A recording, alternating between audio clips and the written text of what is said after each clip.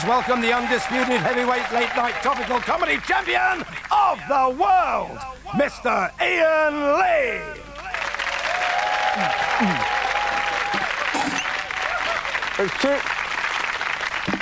It's Tuesday, the 16th of March, 1999. Welcome to the 11 o'clock show. Assisting me tonight is the Superfly Daisy Donovan and total lightweight Mackenzie Crook. Every evening, the 11 o'clock show brings you the headlines of the day in our own special way, the Tommy Vance way. So here he is with Tommy Vance's News Slam. Go, Tommy, go! Tuesday, March the 16th. Brussels, Belgium, Europe, the world is in disarray as the entire European Commission quits in shame. It's claimed they didn't know what they were doing.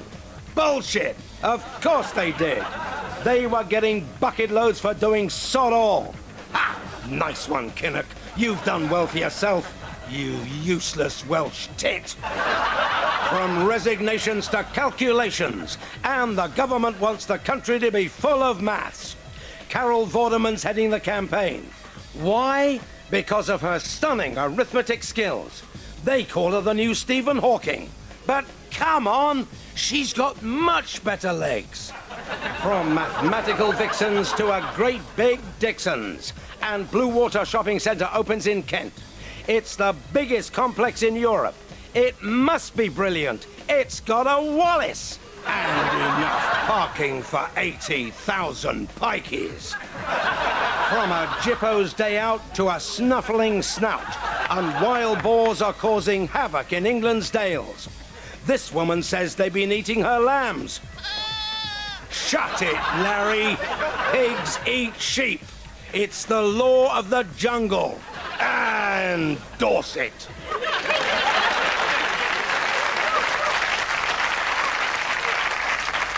For pity's sake, can everyone please stop having a pop at our dear old Queen Mum? Here's the Sunday Times. High-living Queen Mother runs up £4 million overdraft. All the papers are hysterical about it. She's the Queen Mum, for Christ's sake. She's a ruler. And we want our rulers wedged up to the max, because having our bosses shitting fivers like there's no tomorrow is how we show the world that classist Britain is class. And to be fair, the Queen Mother is 99 this year. By any estimate, that is very nearly dead. It's too late to start saving now. She might as well carry on pissing money up the wall. The Queen Mum is pure rock and roll. She's got it all. Keith Richards' skin, Shane McGowan's teeth, and Gary Glitter's hair. The Queen Mum is the jewel in the crown of the crown. We should be chucking money her way. And that's why we're starting a campaign to put a penny on income tax just for the Queen Mum. God bless her.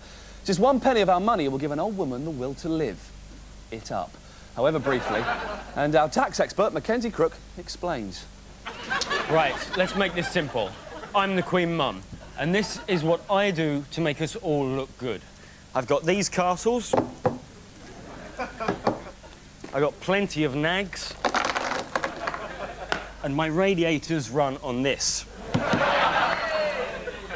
But it all costs money, and if I don't get my gloved hands on more of your cash, I'll have to lose one of these castles, suck the hot champagne back out of my radiators, and I'll have to turn these into this.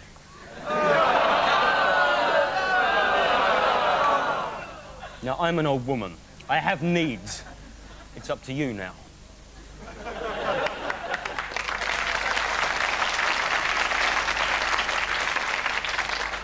Don't applaud him. The choice really is that simple.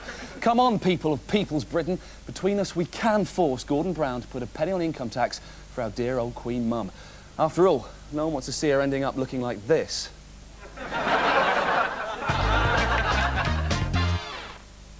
Science, the great mystery. The more we learn about it, the more we know. And what better time to learn than now, because this week is Science Week. I know, I can't believe it's been a year since the last one. What groundbreaking scientific development can we look forward to this year? A cure for spasmatism? Who knows? We sent Professor Ian Lee... Hello. ...onto the streets to find out. This week is National Science Week, but just how much do we really know or care about those mad-haired boffins and their crazy experimenting? I've come here to Borough, in the heart of London's science land, to try and find out. can I ask you to put your hands like this? Now you've got a fag on. Now I'm going to put my hand in like that. Now open up your hands from behind and have a look in. What does that look like? What does that look like? Exactly. If I drop them, which one's going to bounce the highest? They're both the same. Yeah, yeah, they are. They won't bounce. Okay, let's just see. Right, that one. Oh, come here. This one bounced the highest. If I could ask you, if you could just spit in the Petri dish there, we'll put it under the microscope and have a look, see what's happening in your saliva glands. Lovely. Okay, let's put this under here. Now, we've got the 3 perfumes here. Yeah. Could you squirt, first of all, perfume A into the eyes of the guinea pig, and we'll just see which one does the most damage. I don't know what we do. No. It's okay. I'm not prepared to do that. Okay, just in the general direction of its face. Okay, fine. One of these is actually toxic. Yeah. The other 2 are fine. So one will blind it. The other 2 will be fine. It's okay, Karen. Lovely. Now, while I hold him, could you try and get that cigarette in his mouth so he inhales the smoke? Just so he inhales the smoke, so we can test. No? Okay. So there we have it. Science really can be a lot of fun, if only people will get more involved. This has been Ian Lee, The 11 O'Clock Show, London.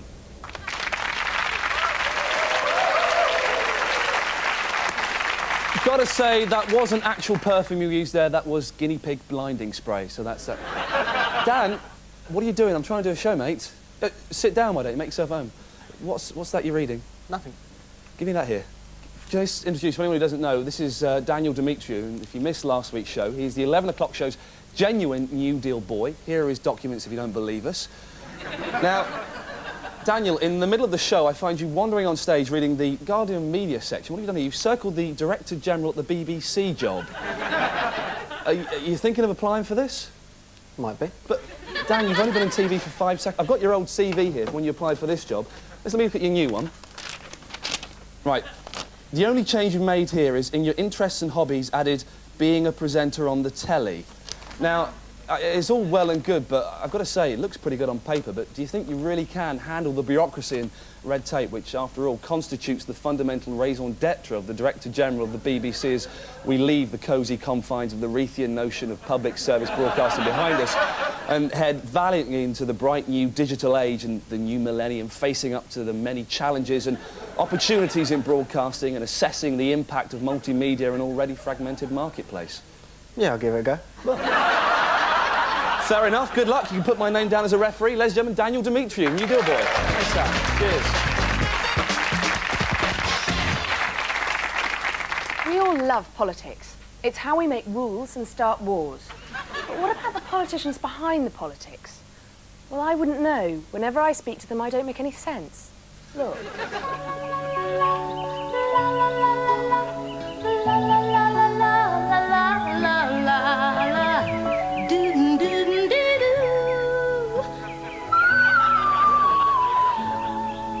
Tell me, what don't you know?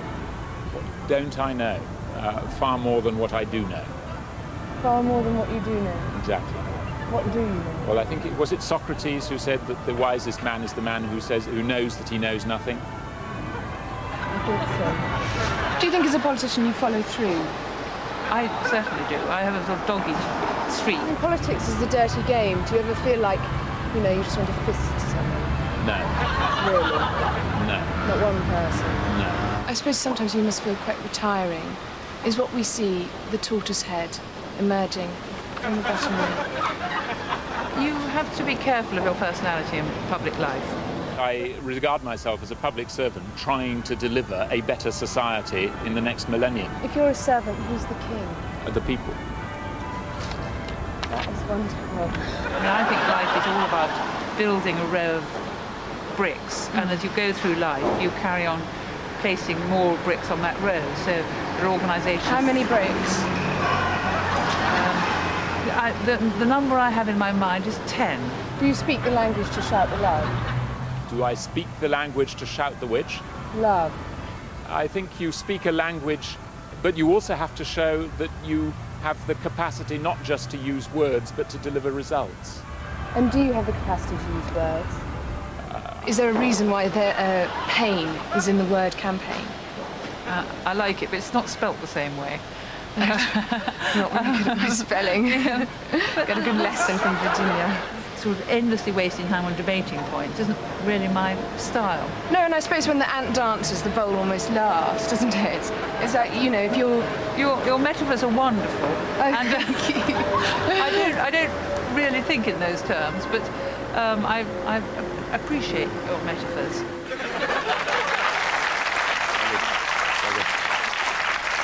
Daisy Donovan there, spreading sunshine wherever she goes, because the 11 o'clock show's hand of happiness reaches out to everyone. Yep, even to the gloomy Nation of Islam. Did you see them in the papers today? Why the long faces, fellas? Bunch of miserable buggers. But if anyone can cheer them up, then we certainly can. We've sent them for the day at the fun fair. See you after the break when Ali G meets Sir Rhodes Boyson. We're all going on a summer holiday. No more working for a weekend.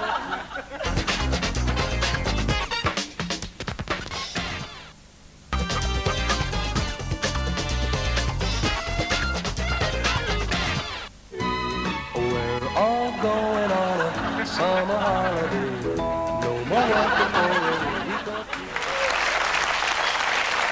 Seems to be the way forward. Welcome back to the 11 o'clock show. We've just got time to give you the answers to the quiz we set yesterday on Labour MP Joe Ashton. Question 1, the answer was in a Thai brothel in Northampton. Question 2, 2 Smokey Robinsons and a backdoor screamer. Opening a bottle of Coke without the use of hands is an extra tenner. Question 3, Jeffrey Archer and £2,000.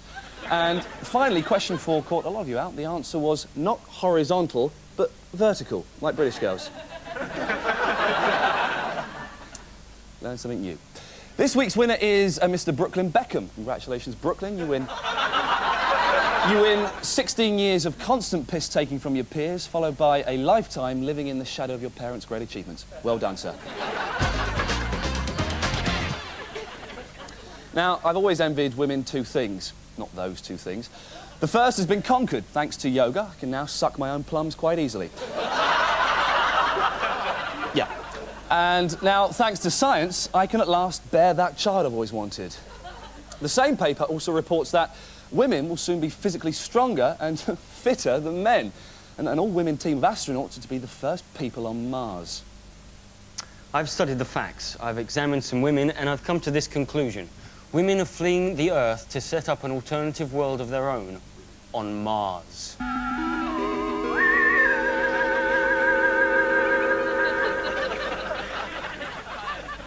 Well, if Mackenzie turns out to be right, I'll be one of the lucky ones. I'll be on Mars, or Girls' World, as it'll be known. Each day, I'll wake up in fresh linen sheets with my beautiful wife beside me, and we'll revel in the understanding of each other's bodies until breakfast. Back on Earth, or Manland, as it will be called, I'll be waking up in a pub car park having been loved into unconsciousness by sexually frustrated and heavily pregnant squaddies. On Girls' World, we'll spend the weekends discussing the loveliness of everything, singing songs and revelling in the understanding of each other's bodies.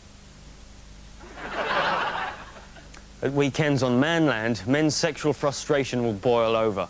Half of us will go fishing, the other half will spring from the river with swollen knobs and enter the furious fisherman. All in all, life on Girls' World will be happy, contented, peaceful, and shower time will be fun time. Manland will be exactly like prison. You'll live in fear of the big men, you'll never look anyone in the eye, and you'll be very careful not to drop the soap in the shower. But will men having babies lead to women moving to Mars?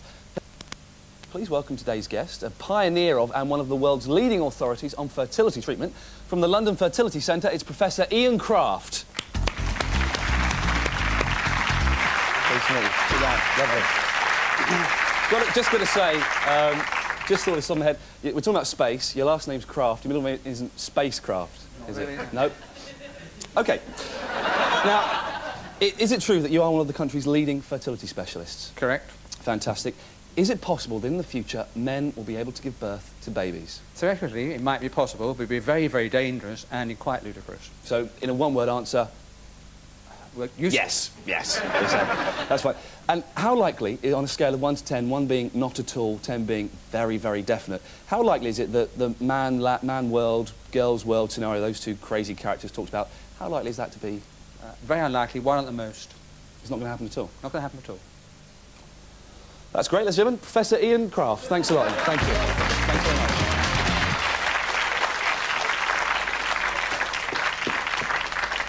Mackenzie, the thing about women going to Mars and stuff, that was your idea, yeah? Mm-hmm. You made me look like a complete twat in front of a professor. You're as thick as 2 short plonks. Planks. You're welcome. Hey, what's happening, kids? No, I'm not attempting to use cool street jive. It's a genuine question. What is happening, children? A report out today reveals that kids are failing in the 3 R's. There's reading, writing, and the third one. Just what is going on in our schools? Our voice of youth, Ali G, stayed behind with former headmaster and retired MP, Rhodes Boyson, to find out. You don't stop. It goes out to the crew up top. That's it. Check this out. Listen here, I got none other than my main man, Sir Rhodes Boyson, in the house, because we is talking about the education thing. Let's talk about the discipline. Do you think, Sir Rhodes, there is enough discipline in school? I think there's slightly less than there should be. Do you believe kids should be caned? I do. I have. You do? I do. Wicked, man. I am. You believe kids should be caned even in school? Even in school. Do you not think, Sir Rhodes, if you get caned in school, you can't concentrate as well? Because a lot of people out there say that if you're getting caned. Well, I was caned in time, and I've concentrated all my life. You were caned. Respect, man. From that, it's the respect. From there, yeah. So I mean, it was it. I mean, it shouldn't be done evil, and it shouldn't be done badly. But you've got to have good stuff. You have to have rules in life. You have to have good cane. You have to have a good cane. Okay, but you're saying the caning is cool. The caning is cool, and most boys prefer it than being told off. All right. Do you think sex education should be taught in the school? No. Why not? I think that is the job of the family. Do you think porn stars should teach sex education in school? No. Why not? Because I do not respect porn stars, as you say. But they has more boning experience than anyone else. Okay, but it's not the experience that I want for our country. But someone who has had a forehead or whatever will know how to cope with any situation. Well, some of these situations I wouldn't put myself in for the beginning. For real, me feeling that, Sir Rhodes. Me feeling that so strong. Let's talk about the teaching methods. Do you not think, Sir Rhodes, it is time for a new teaching method? No, human nature hasn't changed since the Garden of Eden. What about rap? Do you think rap should be used in school? I don't know what rap is, but... Rap is like, you know, me checking it, me rocking it, me feeling it, me rocking it. Boyson in the house, make it feel it like a mouth. Well, it's rather nice, is that? Okay. But it's, I think that's for the schoolyard. So, Rhodes, will there always be education throughout the nation, stopping domination? There'll always be some in the way. station. Yeah, there'll always be some method of one generation putting it in the work of the next generation. Wicked. You is rocking Sir Rhodes Boyson in the house. Booker. Wicked. You is the man. I wish he was my teacher with them years ago, and I wouldn't have turned out like this.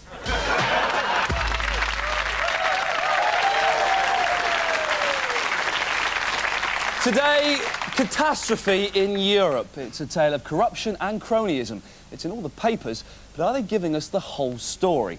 Let's find out what the papers ought to say in our regular feature. It's also called What the Papers Ought to Say.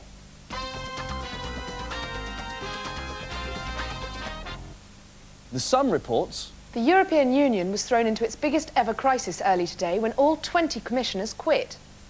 What they meant was... 20 failed politicians got into a huff when someone suggested that some of them were corrupt when they were. The Express warns, EU business could grind to a halt without the Commission at the helm. when they should have said, now they've gone, who the hell's going to check the curve of our bananas and weigh our curtains? And finally, The Sun reveals, Downing Street is pressing for Sir Leon Britton and ex-Labour leader Neil Kinnock, who had both escaped criticism, to get their jobs back later today. what Tony Blair really meant was, Fuck off, we don't want them back. well, that's it for tonight. We're all off now to take up our new roles in the European Commission. I'm the new Commissioner for Love. I'm the new Commissioner for Ladies. And I'm the new Commissioner for Lego. But please do remember to join us tomorrow night, by which time we'll all have resigned. Good night.